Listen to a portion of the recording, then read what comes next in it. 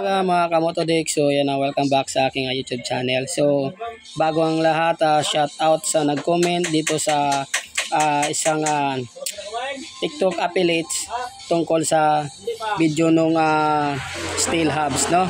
So yung comment na kasi doon na mga kamotodik ay kung sa matibay nga daw yung steel hub dahil nga sa steel na sa lahat na solid na steel talaga, so matibay. Pero ang comment niya kasi ay sisirain daw yung makina ng steel hub. So ngayon kaya ginawa ko yung video na to, ginawa kong vlog yung video na to para na rin masagot yung kanyang comment, and then para na rin magkaroon ng idea yung iba nating gumagamit ng mga steel hubs, and then kagaya nito steel bushing. So yung hubs na to mga kamotodik ay sa sa pang TMX 155 na hubs, no. So hindi ito para sa mga XRM or anong motor, kundi sa TMX 155 yung hubs na steel. So ngayon kaya nga ginawa ko ng video para na rin magkaroon ng idea yung iba natin na gumagamit ng steel hubs, yung may mga tricycle at yung may mga motor na TMX or Rossi.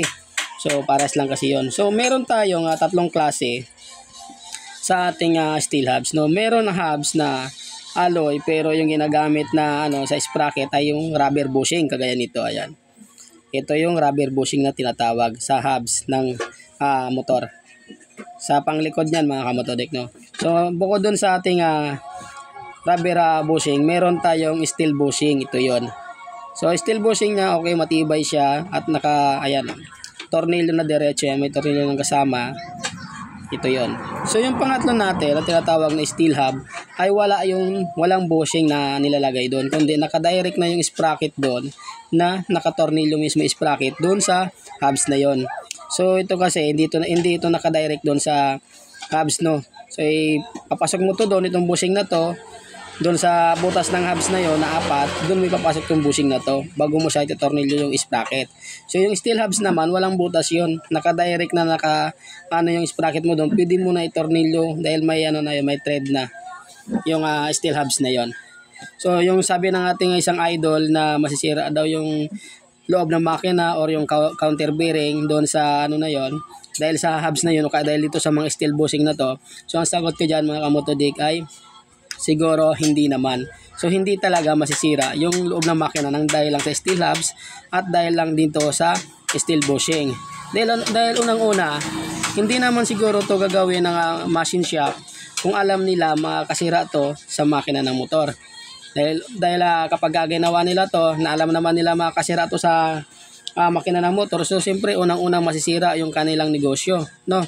So kaya hindi ito gagawin ng machine shop na kung makakasira ito sa makina ng motor. So kaya ko na rin din ginawa ng video to para na rin masagot based on my experience lang bilang isang mekaniko. So kaya nasisira ang ating counter sa loob ng makina nang dahil din sa sobrang higpit ng kadena. So kaya kailangan pagka mag-aano kayo ng kadena, i-adjust niyo yung kadena, huwag niyo hihigpitan. So kailangan may play, medyo maluwag lang yung kadena para may laro yung kadena ng motor. So dahil kapag nasobrahan mo ng higpit yan, ay pwedeng masira yung iyong counter bearing or yung sa loob ng makina mo. So madudurog yun dahil nga sobrang higpit. Dahil sa oras na paandarin mo na yung motor at sa oras na nagkambyo ka na at pagka tumatakbo na yung motor na yan ay kusang humihigpit ang kadena ng motor. So yun lang mga kamotodik. So sana may natutunan kayo sa video na to at para nagkaroon na kayo ng idea tungkol sa paggamit ng steel bushing at ng steel hub, lalong-lalo na sa may mga tricycle. Ayan, so ayan, maraming salamat.